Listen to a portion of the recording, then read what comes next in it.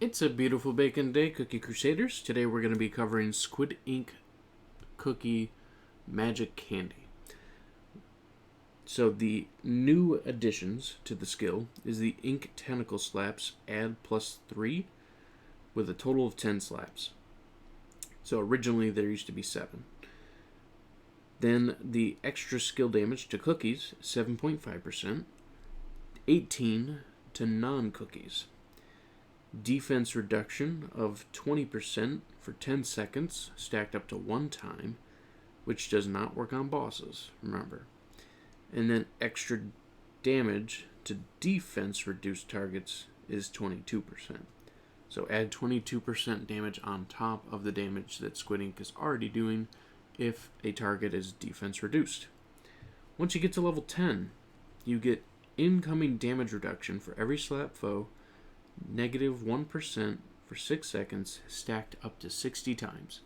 So, if you hit all 5 cookies 10 times, you're going to hit 50 stacks. If there's extra enemies like summon units or anything like that, you're going to hit up to the 60 stacks. So, the best way to pull that off is things like Kumiho and Gingerbrave for a pause, or if you use Yam for knockback, or if you use Hollyberry. There's a few different options that you can use to achieve all slaps to get the highest amount of damage reduction to Squid Ink, but remember, it's only to Squid Ink, not to all your cookies. That would be very strong and very powerful, but they did not do that. They did it just for Squid Ink herself. So, let's go ahead and move on to a battle to show you what happens when cookies are defense reducing the enemies, and then Squid Ink is taking them on not long after that. So, you can see the slaps just absolutely annihilate the enemy teams, and even though they're holding decently against the regular attacks, once Squid Ink comes in and does all the damage, all of them are just being absolutely annihilated away. The stacks on it is really nice too. You can see here the damage down stacks. That's where those are stacking up based on how many times the tentacles are hitting the foes. So if we go into the details,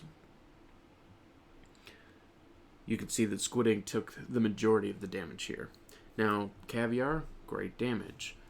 Dark Chocolate, great damage. Dark Cacao, great damage. But Squid Ink is able to push out that damage extremely fast when it comes to a defense reduced target. Case in point right here. Because Caviar is great against crowd control, great against summoner units, great against high HP units. So that's where Caviar really shines out. And this is not to showcase that Caviar's bad. Dark Cacao, same thing. Very great against big crowds, very good against healers, good against summons, but overall can't keep up in a speed competition as a DPS unit, as he's built more as a tank. And the same could be said against Dark Chocolate, but Dark Chocolate does multiple defense reducing abilities, hence why we're able to showcase the ability from Squid Ink here. So, I'm really liking this Magic Candy. There's many use cases I'm already finding for it, and I'm going to be showing you guys in other videos, but I wanted to just do a quick rundown of what the candy itself was doing and how it was working. But I think it's really worth investing, and I am running cooldown toppings with high damage resistance on Squid Ink to make it the most effective. If you want to min-max the stats as best as possible, run cooldown, attack, and damage resistance, or crit.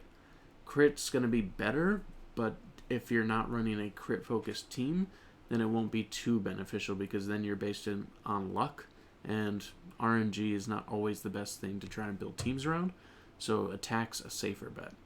But if you do want, you can also do amplification buff stats on the substats for Squid Ink, because when that damage reduction comes in, if you have amplify buff on there, you can increase that time that those stacks remain on there. So instead of 6 seconds, you can take it a little bit further.